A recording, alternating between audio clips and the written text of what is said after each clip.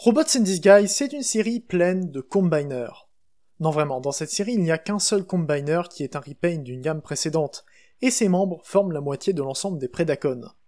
Il s'agit bien sûr de Ruination et des Commandos. Côté Autobot, on a un total de 22 personnages, suivant comment on compte Fortress Maximus. Et parmi eux, on a 3 combiners, qui utilisent quasiment la moitié des personnages existants eux aussi. Donc oui, Robots in Disguise, c'est une série de combiners, et il était temps que j'en présente un. Cette review est la suite directe de mes reviews d'Optimus Prime et Ultra Magnus R.I.D. sortis juste avant, et grâce auxquels j'ai assez peu d'introduction à apporter aux personnages. Je peux quand même dire qu'Omega Prime est une solution ultime pour les Autobots.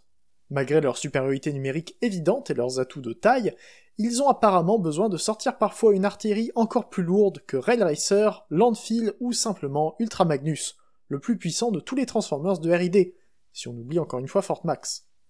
Et non seulement c'est un personnage surpuissant au possible, mais Omega Prime est un véritable dilemme moral. J'ai déjà évoqué à quel point Optimus et Magnus ne s'entendent pas dans R.I.D., leurs méthodes sont opposées et Ultra Magnus en veut à Optimus parce qu'il est un meilleur chef qu'il n'aurait jamais pu l'être. Donc forcément, leur combinaison n'est pas une partie de plaisir, pour aucun d'entre eux. Mais c'est beaucoup plus amusant en main. Enfin, amusant faut le dire vite. En tout cas, c'est aussi impressionnant que dans la série, ça c'est sûr. Je refais le point rapidement, mais ensemble, Optimus et Magnus sont deux très grands camions qui surplombent tout le reste de la gamme américaine. Avec un niveau de détail élevé, ils ajoutent une belle touche aux quelques véhicules terrestres de la gamme. En mode robot, c'est pareil, et les rivaux peuvent se mettre dans des poses de combat assez dynamiques grâce à des articulations relativement nombreuses, surtout pour Optimus qui les gère mieux. Mais c'est en mode simple qu'Optimus devra être pour se combiner, et c'est là qu'on a l'étape clé. Les pouces d'Ultra Magnus ont un peg 5 mm qui rentre parfaitement dans le poing d'Optimus, ce qui leur fait se serrer la main de façon assez convaincante. Dans la série, c'est ce qui provoque leur fusion, et j'ai toujours trouvé ça très stylé. Ils se serrent la main comme pour se montrer du respect malgré leurs différences, et grâce à ça, ils s'assemblent pour devenir encore plus forts. On peut donc commencer la fusion comme ça. Les bras d'Ultra Magnus s'ouvrent pour envelopper ceux d'Optimus, et révéler une main. Il n'y a pas à tourner la main, par contre l'ensemble des panneaux doit se retourner pour que les roues soient sur l'extérieur du bras dans ce mode aussi.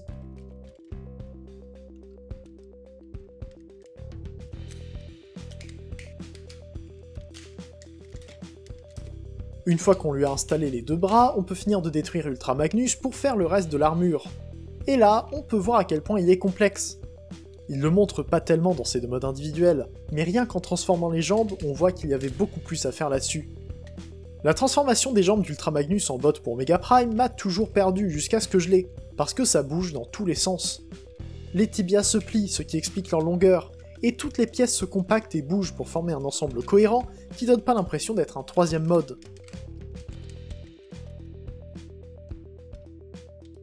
Le point le plus difficile à faire reste le torse, mais la transformation n'est pas le pire moment. En gros, on va devoir faire de la place pour caler Optimus à l'intérieur de l'ensemble de la cabine, ce qui se fait pas toujours facilement.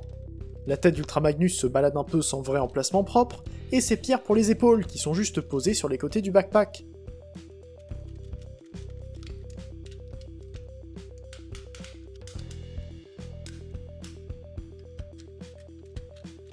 Plus qu'à tout placer, et là c'est pas évident. Optimus n'aime pas trop avoir autant de poids en plus sur lui, et vu le volume des pièces à bouger, on se retrouve vite à bout de bras, ou alors sans vision d'ensemble de la combinaison, ce qui peut facilement perdre. Le plastron se positionne sur les épaules avec Optimus qui glisse un peu à l'intérieur avant de se sécuriser grâce à la pièce avant. Et une fois que c'est mis, ça tient très bien. Plus qu'à sortir la tête, en dernier pour l'effet dramatique, et la combinaison est terminée. Avant de passer à la review, je vais parler encore un peu de Transformers. Pour ceux qui ne connaissent pas encore, il s'agit d'une boutique en ligne sur laquelle vous pouvez trouver vos Transformers récents, ainsi que quelques arrivages plus exclusifs et anciens de temps à autre. Le nombre de gammes s'élargit de plus en plus, avec quasiment 150 références de Transformers qui vont de Siege à Legacy United, en passant par les collaboratives et l'ensemble des Studio Series. Parlant de Studio Series, le Leader Class Optimus Primal est disponible dessus, ce qui est étonnant puisqu'il semble avoir disparu partout ailleurs. Alors si vous aussi il vous le faut, Transformers est là pour vous permettre de le recevoir rapidement dans un colis bien protégé. J'ai pu le remarquer déjà quelques fois, mais si vos commandes Transformers arrivent dans un mauvais état, c'est parce qu'elles ont été volontairement jetées sous un train. Le soin apporté au colis est toujours présent pour éviter que des transporteurs un peu trop pressés ne défoncent les boîtes avant qu'elles arrivent chez vous. Et si vous me permettez de continuer un peu, je vais parler des stickers Toyax, dont j'ai déjà parlé dans ma review de Ratchet il y a quelques mois. Si vos figurines sont fades ou un peu monotones, ou si vous trouvez qu'il manque ce détail qui vous agace sur une figurine qui vous plaît partout ailleurs, les sets Toy Axe ont probablement ce qu'il vous faut. Non seulement vous avez les sets complets pour des figurines précises, mais il y a aussi pas mal de sets de symboles Autobots, Decepticons ou même Starseeker, dont on parlera bientôt. Parmi les sets les plus nouveaux, vous avez notamment celui pour Dreadwing Legacy ou encore Tigerhawk, que vous pouvez trouver également sur la boutique. Merci d'être resté aussi longtemps pour cette pub.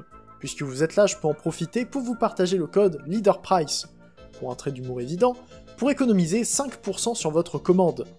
Je rappelle que la livraison est gratuite en point relais au-dessus des commandes de 80€, et qu'il y a toute une section de bons plans pour des figurines en promo.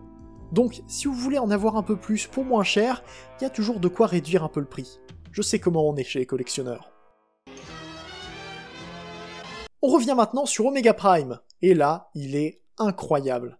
Il est juste superbe. C'est une très grande figurine, très massive, qui combine à peu près l'ingénierie de deux grands Commander Class pour un jouet très lourd et très encombrant, mais qui porte fièrement un magnifique design. Ce que j'ai dit pour les bottes tient aussi pour le reste du robot. Mis à part quelques détails, Omega Prime donne l'impression d'avoir été pensé pour ce mode-là. La prestance, le volume, les couleurs, le chrome, tout est là pour donner à Omega Prime l'éclat d'un vrai héros intemporel.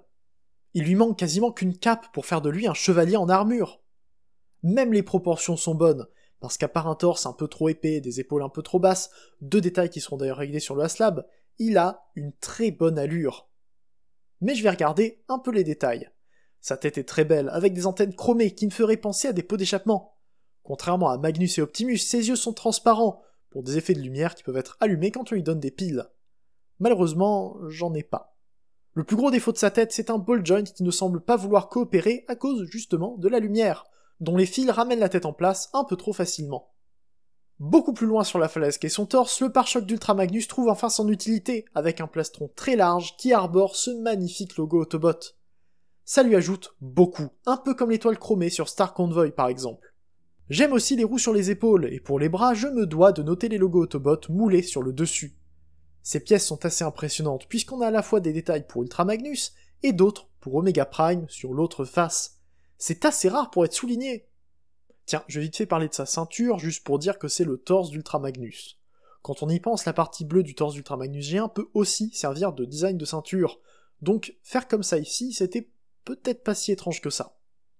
Et enfin, on arrive aux jambes, que je trouve magnifiques. Je l'ai déjà dit, mais la façon dont elles se fabriquent est juste incroyable. Avec les panneaux sur les côtés, les feux arrière d'Ultra Magnus qui font les tibias, et des pieds dédiés et articulés pour surélever le robot, on a un style très réussi, en plus d'une combinaison super solide. Au niveau du dos, il a ses réacteurs et ses ailes, avec la tête et les bras d'Ultra Magnus. C'est un peu imposant, mais il tient quand même bien debout. Les articulations ont un peu de mal parfois, mais c'est plutôt juste à cause de l'âge, plus qu'un problème de stabilité. Justement, parlant des articulations, il en a pas mal. C'est juste pas toujours le plus utile, puisqu'il faut quand même arriver à le faire tenir debout. En fait, c'est un peu les mêmes articulations qu'Optimus, puisqu'il utilise littéralement le robot de base comme support pour ses membres. Donc, il suffit d'avoir un exemplaire un peu lâche pour qu'Omega Prime au complet ne tienne pas debout. Ce qui change surtout sur lui, c'est ses mains, qui ont les 4 doigts articulés sur un seul axe, et un pouce qui bouge pas beaucoup. Mais on a aussi les pieds, sur lesquels je reviens encore une fois pour parler du pivot de la cheville, et de la pointe du pied qui peut monter un peu. Et honnêtement, ça peut rendre très bien, à condition de prendre son temps pour le stabiliser.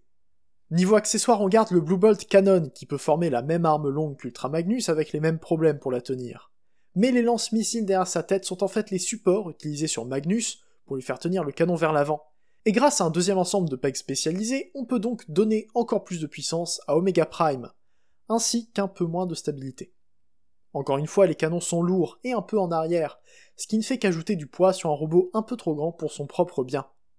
Et c'est vrai que j'appuie beaucoup sur le fait qu'il soit assez peu stable, mais c'est le cas. En tout cas, c'est la sensation que j'en ai en main.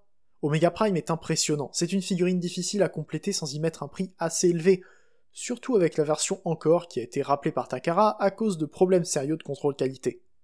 Il n'y a pas vraiment d'alternative abordable du personnage, et aucune n'est plus petite. Même le Haslab, le deuxième mold du personnage, arrive à être plus grand. Donc oui, je me plains, mais c'est surtout pour mettre en garde sur la manipulation.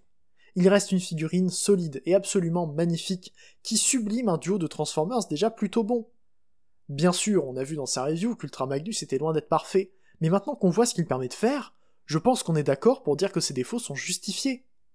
Si je vous recommande Omega Prime, c'est un peu parce que c'est un énorme jouet, qui est très particulier à manipuler et qui n'a rien à voir avec ce qu'on a aujourd'hui. Je dis pas ça pour critiquer les figurines récentes, ni ce qu'on avait avant, mais en plus de 20 ans, tout a changé. Mais je vous le recommande aussi pour ce design exceptionnel, ces idées d'ingénierie, et cette combinaison si bien pensée. Omega Prime, c'est une œuvre d'art. Je pense que la review n'a pas besoin d'être plus longue. J'ai pas grand chose de plus à montrer ici que l'énorme figurine que vous avez devant les yeux, et j'ai déjà parlé de tous ces autres modes. Je vais donc pouvoir arrêter ici cette 3e vidéo de ma série sur les RID 2001, Optimus Prime et Ultra Magnus. J'espère que la vidéo vous aura plu, et comme d'habitude j'attends vos retours en commentaire. Abonnez-vous pour ne pas louper mes prochaines reviews qui reviennent maintenant sur des figurines un peu plus simples à présenter. Faites un tour sur Transformers pour vos achats et n'oubliez pas mon code si quelque chose vous intéresse. On se retrouve bientôt pour une prochaine vidéo, c'était Leader, fin de jour et salut.